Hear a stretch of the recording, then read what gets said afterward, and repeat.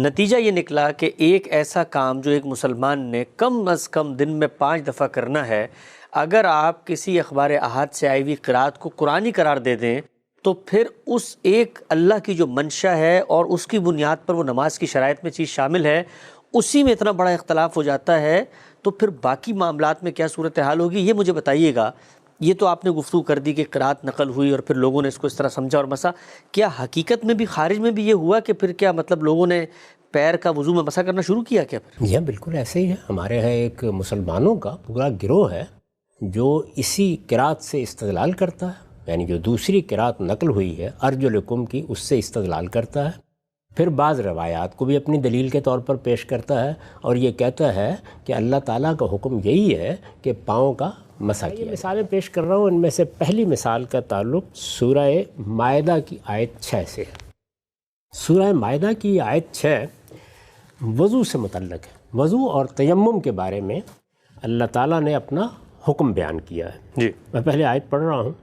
ارشاد فرمایا ہے، یا ایھا الذین آمنوا اذا قمتم الی الصلاۃ فاغسلوا وجوہکم وایدیکم الی المرافق وامسحوا برؤوسکم وارجلکم الی الکعبین۔ ٹھیک، اس میں یہ بیان کیا گیا ہے کہ ایمان والو، تم جب نماز کے لیے اٹھو تو تمہیں کیا اہتمام کرنا ہے۔ ترجمہ ہے، ایمان والو جب نماز کے لیے اٹھو تو اپنے منہ اور ہاتھ کوہنیوں تک دھو لو۔ اس کے لیے عربی زبان کے الفاظ یہ ہیں، فَاغْسِلُوا وَجُوهَكُمْ وَأَيْدِيَكُمْ إِلَى الْمَرَافِقِ۔ فَاغْسِلُوا دھو لو، عربی زبان میں جس طرح غسل ہمارے ہاں ہے یہ وہی لفظ ہے، ٹھیک، یہ فعل استعمال ہوتا ہے۔ یہ آپ جانتے ہیں کہ عربی زبان میں جب آپ فعل استعمال کرتے ہیں اور اس کے بعد کسی چیز کو یا کسی لفظ کو اس کا مفعول بناتے ہیں تو وہ منصوب ہو جاتا ہے، یعنی فعل جس پر کام کر رہا ہے اس پر نصب آتا ہے۔ ہماری زبان میں جس کو زبر کہتے ہیں، ہم کہتے ہیں نا زیر زبر۔ تو میں یہ پہلے عرض کر چکا ہوں کہ عربی زبان میں جب قرأت ثبت کی جائے گی تو وہ کس طرح ثبت کی جائے گی، اس کے لیے یہی علامتیں ہیں، یعنی نصب ہے، جر ہے، ضمہ ہے، یہ علامتیں ہیں جن کے ذریعے سے ہم قرأت کو منتقل کرتے ہیں۔ ضمہ ہے، رفع ہے۔ تو یہاں کیا ہوا ہے؟ یہاں یہ ہوا ہے کہ فغسلو کا فعل استعمال کیا ہے، فغسلو کے فعل کے بعد اس کا مفعول بیان ہوا ہے، اور وہ دو بیان ہوئے ہیں، ایک وجوہ اور ایک ایدی۔ ٹھیک، وجوہ کیا ہے؟ چہرے، ایدی کیا ہے؟ ہاتھ۔ اب ان پر نصب آئے گا، یعنی عربی زبان میں یہ ضروری ہے کہ آپ جب لفظ کو اس کی جگہ پر رکھیں تو اس کے محل کے لحاظ سے اس کے اعراب بولیں۔ جی، یعنی اگر آپ نے فاعل کسی کو بتانا ہے، فعل کسی کو بتانا ہے، آپ نے مبتدا بتانا ہے، آپ نے خبر بتانی ہے، تو ایک تو ان کا محل ہوگا، یعنی انہیں آپ کہاں رکھیں گے، اور دوسرے یہ کہ اس محل کے لحاظ سے ان پر کوئی علامت بھی آئے گی۔ جی، تو یہاں یہ نصب کی علامت آ گئی ہے۔ دیکھیے، فَاغْسِلُوا وُجُوهَكُمْ، یعنی لفظ کیا تھا؟ وجوہکم، لیکن جیسے ہی وہ مفعول بنا ہے تو وہ وجوہکم ہو گیا، زبر آ گیا۔ اسی طرح وہ ایدیکم تھا، جیسے ہی وہ اس کا مفعول بنا ہے، یعنی اس فعل کا، فغسلوا کے فعل کا مفعول بنا ہے تو وہ ایدیکم ہو گیا۔ بالکل ٹھیک۔ اس کے بعد بتایا گیا کہ یہ ہاتھ کہاں تک دھونے ہیں، تو اس کے لیے ارشاد فرمایا الی المرافق، اس کو کوہنیوں تک دھو لو۔ ٹھیک، یہ ہمارے ہاں جو عام وضو کا طریقہ ہے وہی بیان ہو رہا ہے، یعنی نماز کے لیے اٹھو تو اپنے منہ اور ہاتھ کوہنیوں تک دھو لو۔ اس کے بعد فرمایا وَامْسَحُوا بِرُؤُوسِكُمْ، اور سروں کا مسح کرو، یعنی پہلے چہرے یا منہ بیان ہوئے، اس کے بعد ہاتھوں کا ذکر ہوا، اس کے بعد اب سروں کا مسح کرو۔ ٹھیک، اس سے پہلے کیا فعل تھا؟ فغسلوا، فغسلوا، دھو لو۔ یہاں کیا فعل استعمال ہوا؟ وَامْسَحُوا، مسح کرو، مسح کرو۔ جب مسح کرو استعمال کیا گیا تو اس کے بعد ایک صلہ آیا ہے جس کو آپ انگریزی زبان میں پرپوزیشن کہتے ہیں۔ یہ آپ جانتے ہیں کہ انگریزی زبان میں بھی ان صلات کی تبدیلی سے مفہوم میں بھی فرق پڑتا ہے، اور بعض افعال کو استعمال کرتے وقت وہ صلات لازماً استعمال بھی کرنے پڑتے ہیں، یعنی گو کے بعد آپ ٹو استعمال کریں گے، ان ٹو استعمال کریں گے، اپ استعمال کریں گے، اس سے معنی متعین ہوں گے۔ واضح۔ تو یہاں پر وَامْسَحُوا کے بعد جو صلہ استعمال ہوا ہے وہ کیا ہے؟ بے۔ اچھا، وَامْسَحُوا بِرُؤُوسِكُمْ، اور سروں کا مسح کرو۔ اب اس کے بعد ایک لفظ آیا ہے، وہ کیا ہے؟ وَأَرْجُلَكُمْ إِلَى الْكَعْبَيْنِ۔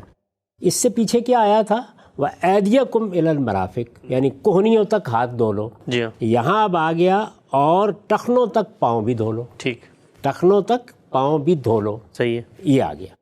یہ ہم نے پڑھا, یہ بالکل واضح ہے. اسی طریقے سے ہم وضو کرتے ہیں, یعنی ہم کیا کرتے ہیں, پہلے اپنے منہ دھوتے ہیں, پھر اس کے بعد ہم کوہنیوں تک ہاتھ دھوتے ہیں, پھر ہم سر کا مسح کرتے ہیں, اس کے بعد ہم اپنے پاؤں دھوتے ہیں. جی یہی چیز ایسے ہی ہے. اب یہ دیکھیے کہ یہ جو قرآن مجید میں بات بیان ہوئی ہے, اگر یہ نہ بیان ہوئی ہوتی اور جس طریقے سے دین کی بہت سی دوسری چیزیں سنت کی بنیاد پر منتقل ہوئی ہیں, یہ معاملہ بھی ایسا ہی رہتا. یعنی سنت کی بنیاد پر وضو کرنے کا طریقہ رسالت میں آپ صلی اللہ علیہ وسلم نے جاری کر دیا. پہلے بھی وضو کیا جاتا تھا, یعنی رسول اللہ صلی اللہ علیہ وسلم سے پہلے بھی لوگ نماز کے لیے, عبادت کے لیے وضو کرتے تھے. یہ الفاظ عربی زبان میں موجود ہیں. سنت کے طریقے کے اوپر یہ بات اگر منتقل ہو جاتی تو ہم عمل سے استدلال کرتے, یعنی مسلمانوں میں وضو کا کیا طریقہ ہے جو اللہ کے پیغمبر نے جاری فرمایا, اور وہ کس طرح مسلمانوں کے اجماع اور تواتر سے منتقل ہو رہا ہے. وہاں کیا چیز بحث کا باعث بنتی ہے, وہاں کوئی خبر واحد آ جاتی ہے. یعنی کوئی شخص بیان کر دیتا ہے, ایک دو لوگ بیان کر دیتے ہیں کہ ہم نے رسالت میں آپ صلی اللہ علیہ وسلم کو یہ بھی کرتے ہوئے دیکھا تھا, یا یہ چیز اس طرح کرتے ہوئے دیکھا تھا. اس طرح کا کوئی بیان آ جاتا ہے. یہ آپ جانتے ہیں کہ اس کی بنیاد پر پھر اختلاف شروع ہو جاتا ہے. اب اگر سنت پر معاملہ ہوتا تو استدلال بالکل دوسرا ہوتا. ہوا یہ ہے کہ قرآن مجید نے, جس طرح کہ آگے میں بتاؤں گا آپ کو, یہ واضح کرنا تھا کہ اگر کسی موقع پر کوئی عذر پیش آ گیا ہے اور وضو کرنا ممکن نہیں ہے تو تم تیمم بھی کر سکتے ہو. اس کے لیے جب تمہید باندھی ہے تو وضو کے طریقے کو بھی دہرا دیا ہے. اچھا. درحالے کہ لوگ پہلے ہی سے وضو کر رہے تھے, اس کو دہرا دیا ہے. اب جب اس کو دہرایا ہے تو وہاں پر ایک مشکل پیدا ہو گئی ہے. وہ مشکل یہ پیدا ہو گئی ہے کہ اگر آپ ترتیب کے لحاظ سے دیکھیں تو پہلے منہ دھوئے جائیں گے, اس کے بعد ہاتھ دھوئے جائیں گے, اس کے بعد سروں کا مسح کیا جائے گا.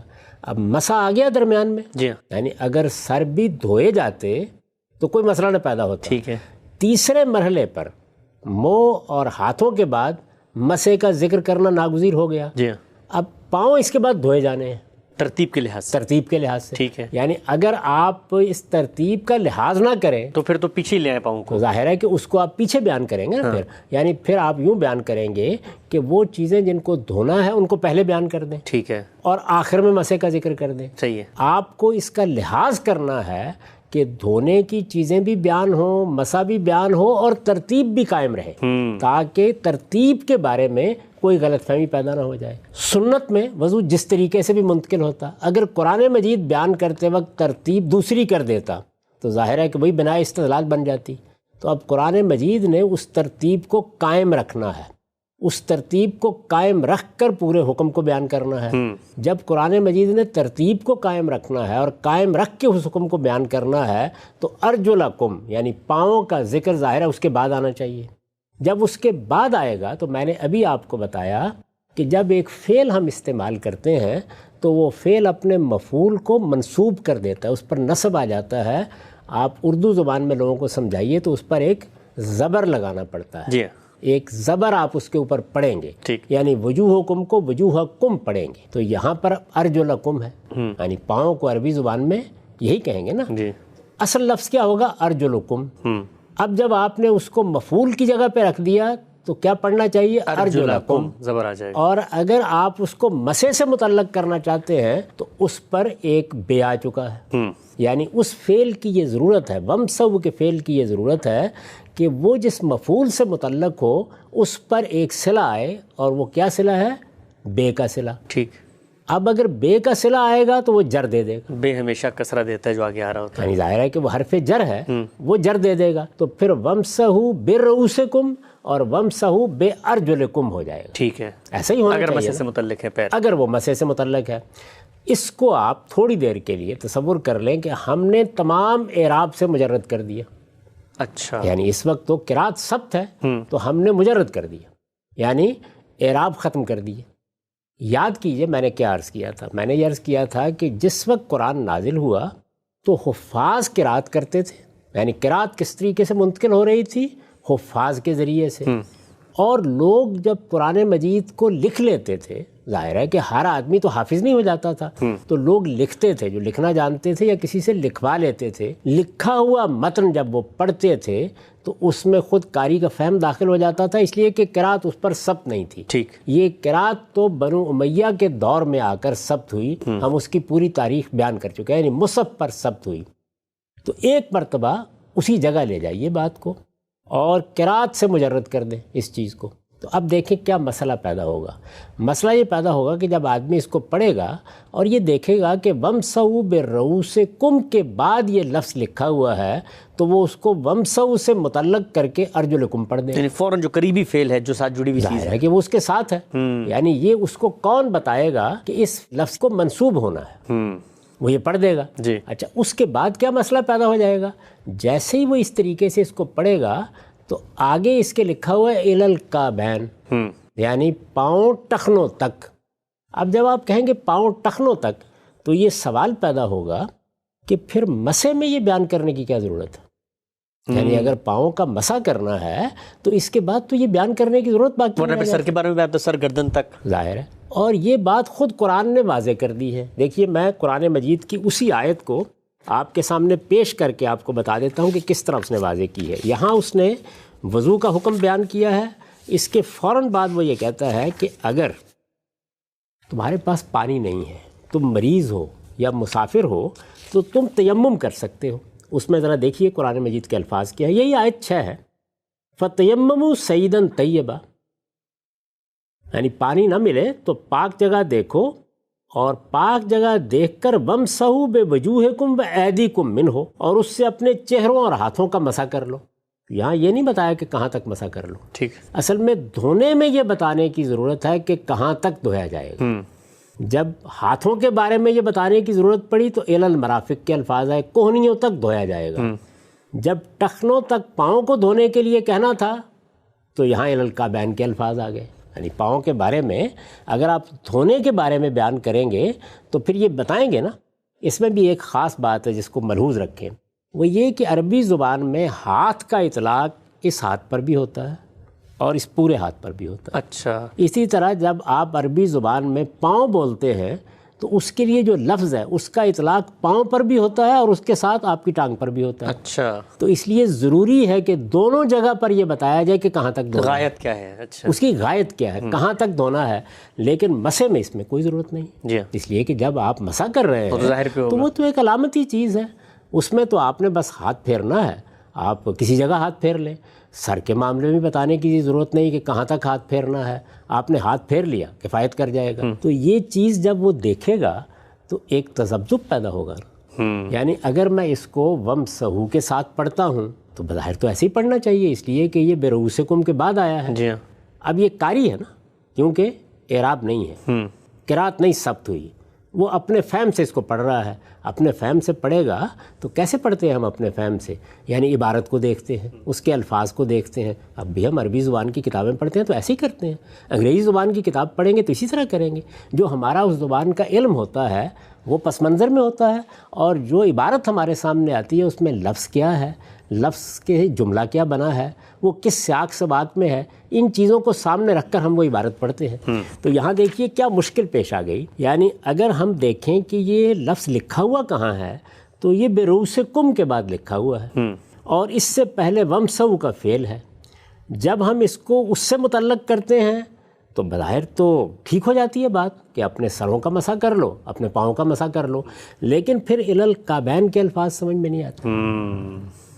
اور اگر ہم اس کو اس سے متعلق نہیں کرتے تو ظاہر ہے کہ پھر اس کو نسب دینا ہوگا، جی ہاں، یعنی ہم پیچھے جائیں گے اور پھر یہ دیکھیں گے کہ کہیں ایسا تو نہیں کہ اس کے اوپر فَغْسِلُوا کا فعل عمل کرے گا، جی ہاں، یعنی وہی فَغْسِلُوا کا فعل جو اس سے پہلے وجوہکم پر عمل کر چکا ہے، جو ایدیکم پر عمل کر چکا ہے۔ ٹھیک، تو یہ سوال پیدا ہوگا، آپ تذبذب کی جگہ کھڑے ہو گئے، تذبذب کی جگہ کھڑے ہو گئے تو اب بحث کی گنجائش پیدا ہو گئی۔ اچھا، یعنی ایک آدمی آئے گا اور وہ یہ کہے گا کہ ایسے ہی کرنا چاہیے، یہ وَامْسَحُوا کے قریب لکھا ہوا ہے، اِلَى الْكَعْبَيْن کو نظر انداز کریں، جب یہ اس کے قریب لکھا ہوا ہے تو اس کو ارجلکم پڑھیں اور پاؤں پر مسح کریں۔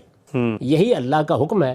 اب جب قرآن مجید میں آپ اس طریقے سے پڑھ لیں گے تو اس کے بعد سنت، روایات، احادیث وہ قرآن سے بالا تر تو نہیں ہو کیونکہ وہیں گنجائش پیدا ہو گئی نا، وہاں بھی گنجائش پیدا ہو جائے گی، وہاں پر روایات گنجائش پیدا کر دیں گی، نہ بھی ہو تو ہر آدمی یہ کہے گا کہ جب قرآن مجید میں لکھا ہوا ہے تو قرآن مجید نے جب اس کو اس جگہ رکھا ہے، یعنی وَمْسَحُوا بِرُؤُوسِکُم کے بعد یہ ارجلکم آ گیا ہے اور میں اس کو ارجلکم پڑھ رہا ہوں اور اس پر وَمْسَحُوا کا فعل عمل کر رہا ہے، تو قرآن کے حکم کے سامنے پھر باقی کسی چیز کی کیا حیثیت؟ یہی استدلال کرتے ہیں نا۔ یعنی اس کو میں دیکھیے پلٹ کے بتاتا ہوں۔ فرض کیجئے کہ قرآن مجید نے یہاں ترتیب کا خیال نہ رکھا ہوتا، سنت میں ترتیب منتقل ہوتی، پھر بھی اس استدلال کی گنجائش پیدا ہو جاتی کہ جب قرآن نے ترتیب کا خیال نہیں رکھا تو ترتیب لازم نہیں، اس لیے کہ قرآن مجید کی حکومت قائم ہوگی۔ قرآن مجید جب کسی سنت کو بھی زیر بحث لے آئے گا تو وہاں قرآن مجید ہی کا فیصلہ حتمی ہوگا۔ تو یہاں یہ تذبذب پیدا ہوا، بحث پیدا ہوئی، اس کی گنجائش پیدا ہو گئی کہ اب قرآن مجید کیا چاہتا ہے، پاؤں دھوئے جائیں یا پاؤں پر مسح کیا جائے؟ یہ سوال پیدا ہو گیا۔ تو اگر یہاں قرات ثبت نہ ہو تو آپ یہ دیکھیے کہ اب یہ آیت فیصلہ کن نہیں رہی، اور جب یہ فیصلہ کن نہیں رہی تو آپ قرآن سے باہر جائیں گے اور کسی اور چیز کو فیصلے کا ذریعہ بنائیں گے۔ اور ادھر اللہ تعالیٰ یہ کہہ رہے ہیں کہ یہ میزان ہے، یہ فرقان ہے، یہ فیصلہ کرے گا۔ اگر کوئی اختلاف روایت نے پیدا کر دیا ہے تو یہ فیصلہ کرے گا، فہم نے پیدا کر دیا ہے تو یہ فیصلہ کرے گا۔ یعنی اللہ تعالیٰ تو اس کتاب کی یہ حیثیت بیان کر رہے ہیں، لِیَحْکُمَ بَيْنَ النَّاسِ فِي مَا اخْتَلَفُوا فِیہِ۔ اللہ اپنی کتاب نازل ہی اس لیے کرتا ہے تاکہ لوگوں کے مابین اختلافات کا فیصلہ کر دیا جائے۔ اور اس سے پہلے ہم بحث کر کے بتا چکے ہیں کہ قرآن مجید نے اپنے آپ کو میزان اور فرقان قرار دیا ہے۔ جیسے ہی آپ نے اس کو قرات سے مجرد کر دیا، یعنی آیت 6 کو قرات سے مجرد کر دیا، تو یہ سارے سوالات پیدا ہو گئے۔ اور جیسے ہی آپ نے اس پر قرات ثبت کر دی تو آپ دیکھیے کیا ہوا، قرات کے ثبت کر دینے کے بعد یہ واضح ہو گیا کہ اس کا تعلق وَمْسَحُوا کے فعل سے نہیں ہے۔ یہ واضح ہو گیا کہ اس پر پیچھے جو فَغْسِلُوا کا فعل آیا ہے دھونے کا، وہ عمل کرے گا، اس لیے کہ یہ منسوب ہو گیا۔ تو اب یہ بحث ختم ہو گئی۔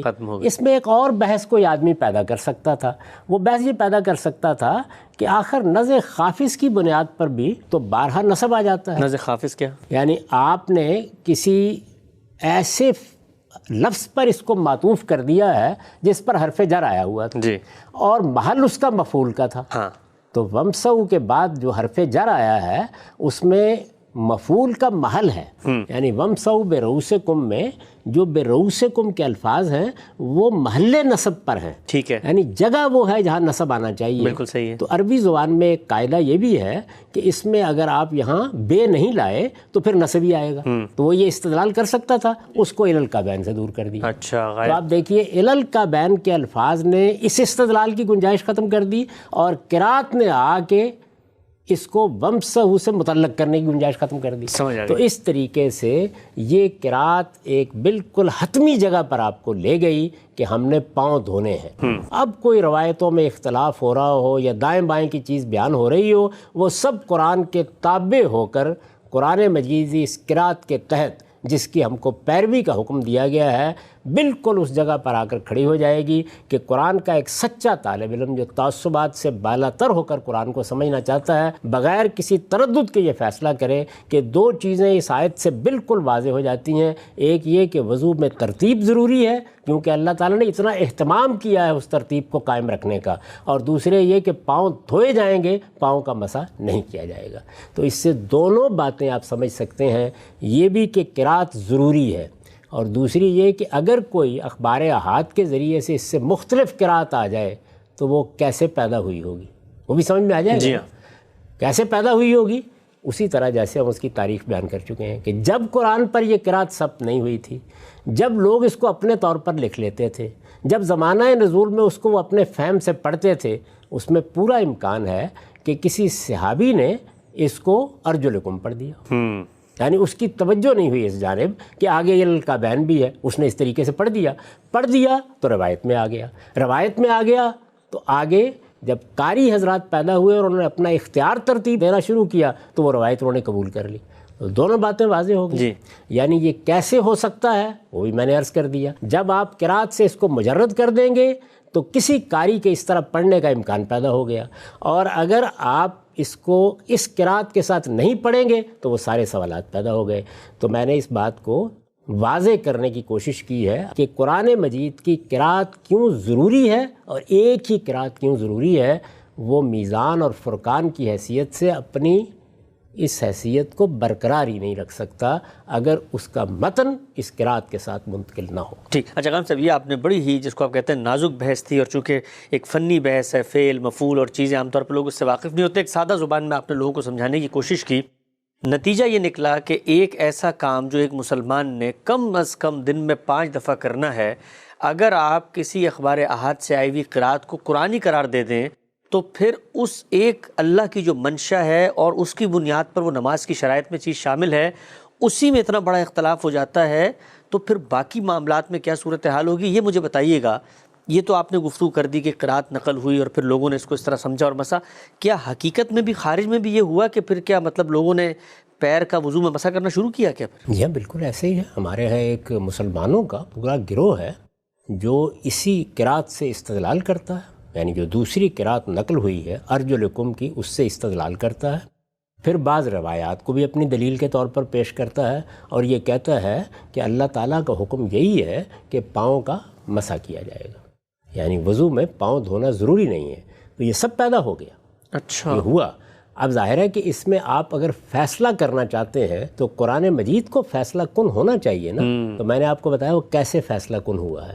یعنی پہلی چیز یہ کہ رسالت مآب صلی اللہ علیہ وسلم سے جو قرات ارضائے اخیرہ میں نقل ہوئی اور پھر اس کے مصحف پر ثبت کی گئی، اس قرات میں ارجلکم ہے، ارجلکم نہیں ہے۔ ٹھیک، پہلی بات یہ ہوئی۔ جی۔ دوسرے یہ کہ قرآن نے اپنے متن میں الی الکعبین کے الفاظ رکھ کے بتا دیا کہ آپ یہاں دھونے کے سوا اور کوئی مدعا بیان کر ہی نہیں سکتے۔ تو دونوں چیزوں نے مل کر قرآن مجید کو ایک حتمی حجت کی حیثیت سے پیش کر دیا کہ پاؤں دھوئے جائیں گے۔